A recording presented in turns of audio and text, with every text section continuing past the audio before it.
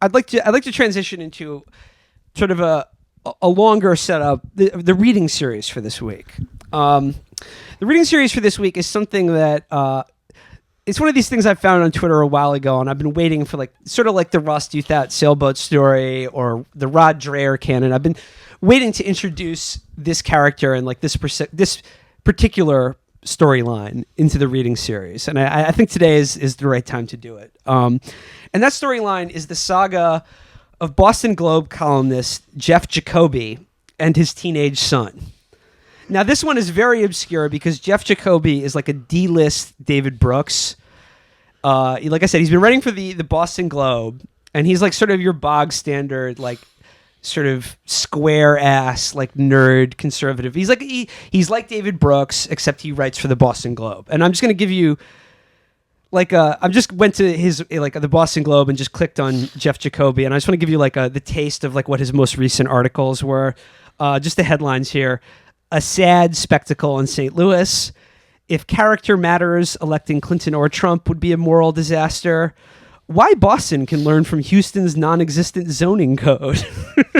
Campaign it just, this is just boring conservative dad pundit stuff. I do like that one. I see it. The one you were going to start saying, campaigns so long they make children cry. Oh, this is a good one. Think of the children. This is a good one. When murder is punished with death, fewer criminals will murder. That's true. Dude, just based on math. It's just math, yeah, people. Clear math. Get rid of more of them. Now, the reason... Holy shit. Jeff Jacoby, wait. I got to drop it. Felix is looking over my shoulder here. But the reason that Jeff Jacoby makes a perfect entry into the Chapo canon, because for years now, Jeff Jacoby has been doing a thing where he writes an annual column that is an open letter to his son. His son is named Caleb, which is like, it's like Cody, it's like Colby. Like, this is like...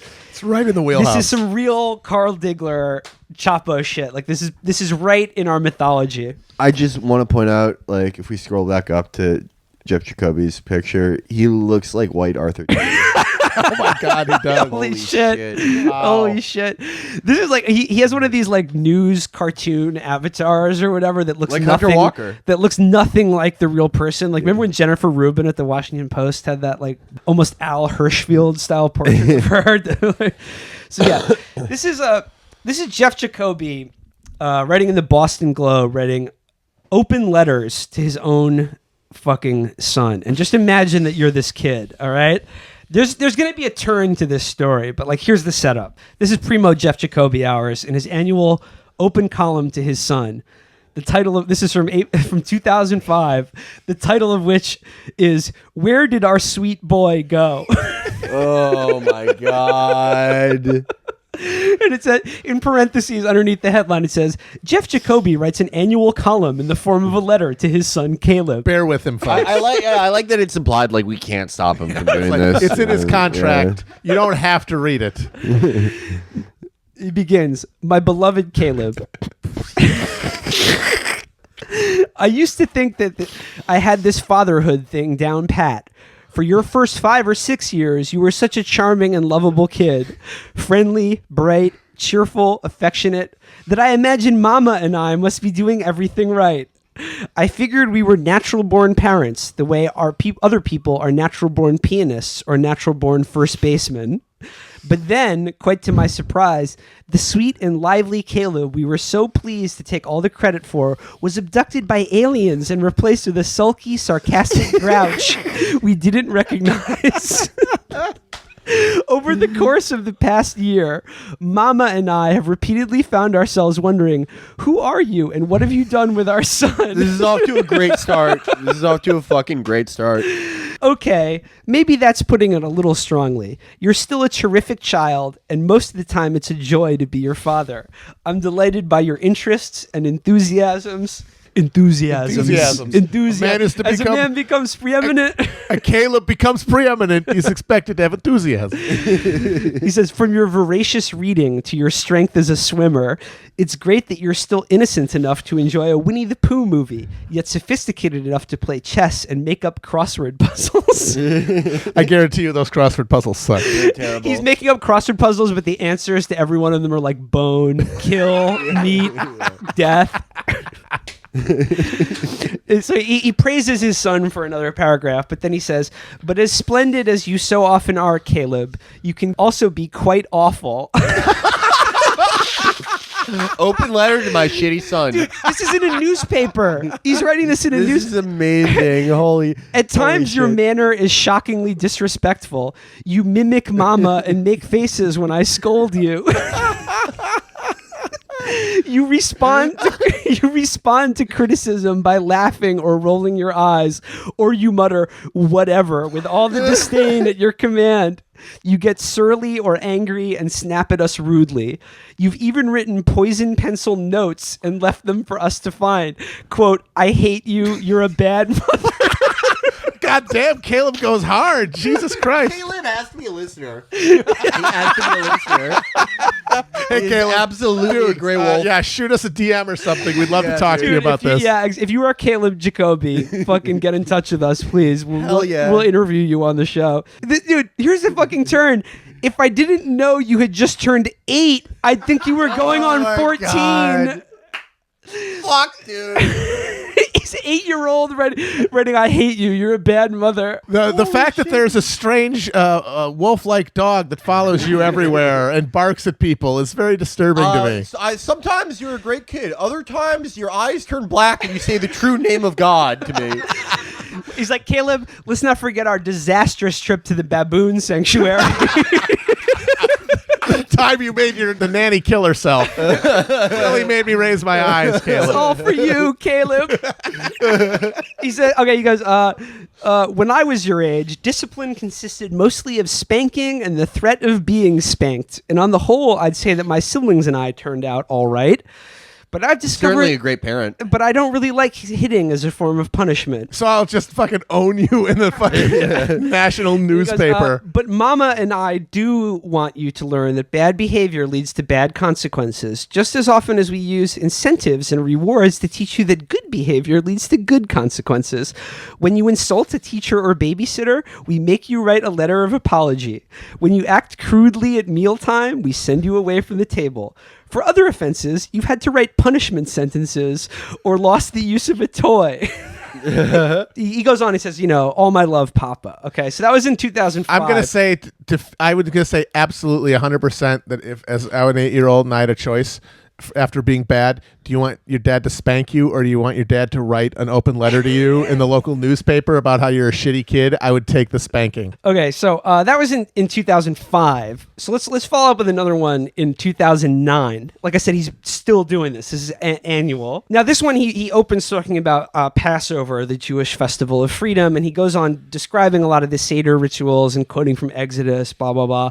4 cups of wine, 4 terms of redemption, 4 questions. The number 4 certainly plays a prominent role, blah, blah, blah. I've been thinking about another quartet. The 4 sons in the Bible, 4 types of children. Teenage Mutant Ninja Turtles. Yeah. So, no, he goes on, and then he answers, 1 son is wise, 1 wicked, 1 simple, and 1 doesn't know how to ask. Which son are you? Yeah, the headline of this column is, which son are you, Caleb? Holy shit. This is literally like the Clickle article, like which one of my garbage sons Are you the over here? Dread Laramie, Caleb? No, dude, look at the illustration. He actually has an option of which 4 sons. Well, and they're yeah. from like the Hebrew Bible or something. Holy shit. Engravings by Abraham Ben Jacob, 1695. Which one of these trash sons are you, Caleb? Oh, yeah, you're a real Hezekiah, bitch. He goes, in a way, you have been all of them. You were once a bright and lively toddler, too young for questions, taking everything on faith. faith. With speech came simple curiosity, along with an endless train of ingenious questions about everything. Now at age 12, okay, he's growing up now. He's almost like he's about to go through puberty. At age 12, you're becoming quite the adolescent with a streak of wicked obstinacy, quick to challenge your parents' views and ask why their opinion should carry greater weight than yours. Is this AJ Soprano? This is dicked up, Dad. Which is the real you, Caleb? Are you the budding philosopher who has taken to insisting lately that nothing really matters? This is AJ. It's AJ Soprano. Reveal your own ignorance. Hey, I reveal my own what? Tony, do not write a column about him. Where he goes, last December, you came with me to Washington in a reception at the White House. Love even, that boy. Even now, I smile at the recollection of how engaging you were, how pleasant your company. For 24 delightful hours, nothing provoked an argument or spoiled your amiability. Not even when you hungrily forked a mouthful of what you thought was lox, only to discover, standing there in the state dining room buffet line, that you were chewing on a mouthful of excruciatingly sharp ginger. Oh, what an oaf. Life is sometimes like that. It feeds you raw ginger when you think you're getting smoked lox. Holy fuck, this guy rules. I'm pretty sure that's a line from Ironic, right? That's actually from the Book of Ecclesiastes. There's a time for lock, and a time for ginger. There's a time to be my fat, stupid, wicked oaf son. What the fuck? Like, if you're like a fan of fucking Kevin Jacoby or whatever, Jeff Jacoby, I don't care. If you're a fan of Jeff Jacoby, you're like, I like what he says about black people pulling up their pants, but that weird letter he writes about how shitty his son is every year. So he says, fuck. He says, no one escapes occasional disappointments or unwelcome surprises, and one aspect of maturity is being able to meet them with equanimity. I can't say you always manage it, but just as your 12-year-old body increasingly prefigures the man you're becoming, your behavior and temperament today, even with the storms and stresses of adolescence, are gradually resolving themselves into the good, upright character that I'm confident will be your hallmark tomorrow. Like, holy shit, I can't wait for next year. What happens next year? I have a prediction. Dear Caleb, stop jerking off in the guest bathroom. I didn't mention it earlier, but I did love in all these columns where he refers to his wife as Mama. Mama. He's like Mama That's and I. very psychosexual. It's very Texas Chainsaw Massacre. Okay, so those are two. Actually, we should link to there's a whole fucking archive of these letters to Caleb, and you can sort of participate with Jeff watching Caleb, the fail son, grow up. Okay. Oh my, yeah. It's like a fail son boyhood. Yeah. Okay. I can't wait. I mentioned that there was a twist. turn to this story. No, Caleb. Okay. This is from 2014, so this is after he's been a teen for a while. He really looks like a Caleb. I'm reading here. This is from Mass Live. This is from Massachusetts website. I'm reading from the headline now. Missing teen Caleb Jacoby, son of Boston Globe columnist Jeff Jacoby, found safe in New York. Holy fuck! And it says, Wait a minute. Why would he want to run away? I don't understand. Says, missing teenager Caleb Jacoby is safe. He was found in Times Square in New York, the Brookline police said Thursday That's such evening. a fail son place to go. It's like Midnight Cowboy. I want to go to the M&M store. Hey, I'm gaming here. The Brookline police announced via Twitter just before 9 p.m. Caleb Jacoby has been found safe and well. The Brookline Police Department posted on its website around 9:45 that the Brookline Police, working with other agencies, were able to provide information to the New York City Police Department that Jacoby may be in the area of Times Square. Jacoby, 16, of Brookline, had been missing since 12:30 p.m. on Monday. He is an 11th grader at the Maimonides School, a Jewish day school in Brookline. Jacoby is the son of Boston Globe columnist Jeff Jacoby.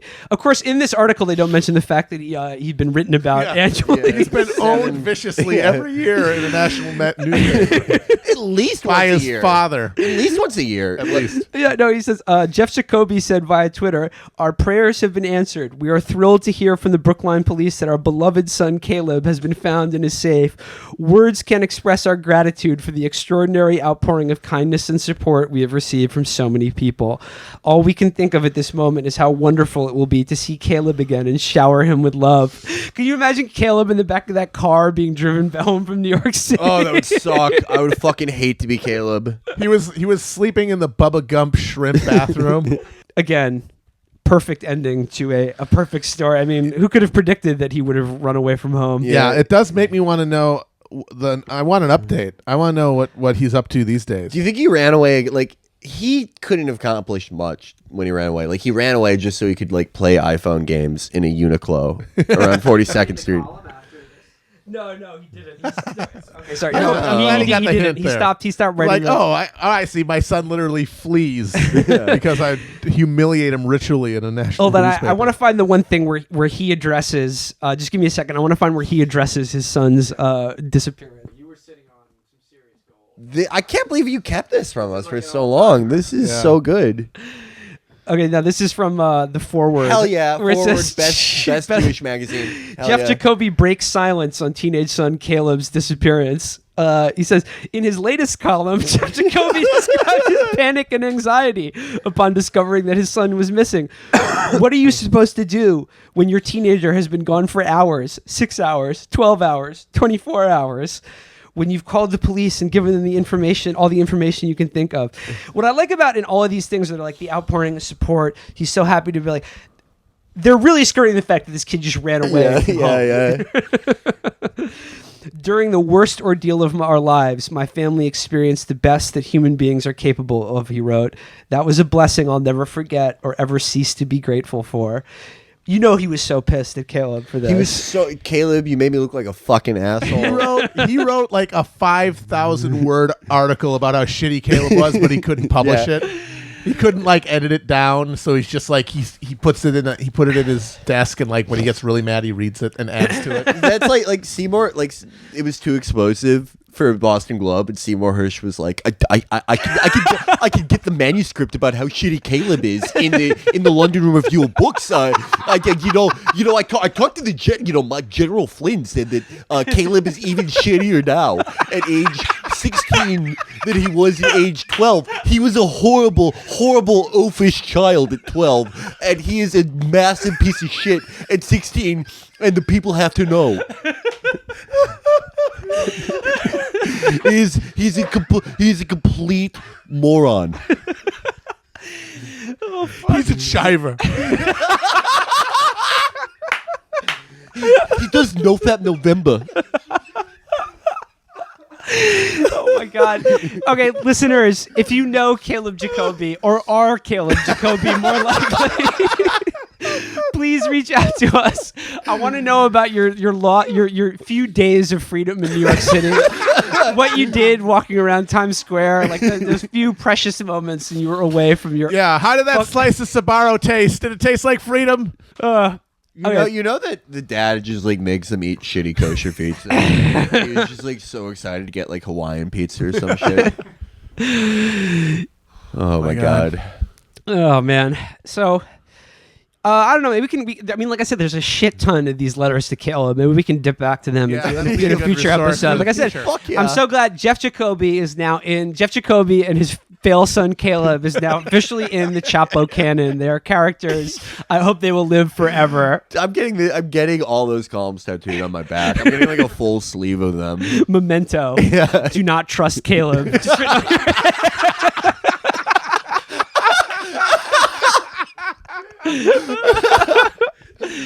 Don't believe his lies. He didn't just go to soccer practice. He's in New York. He fucking ran away.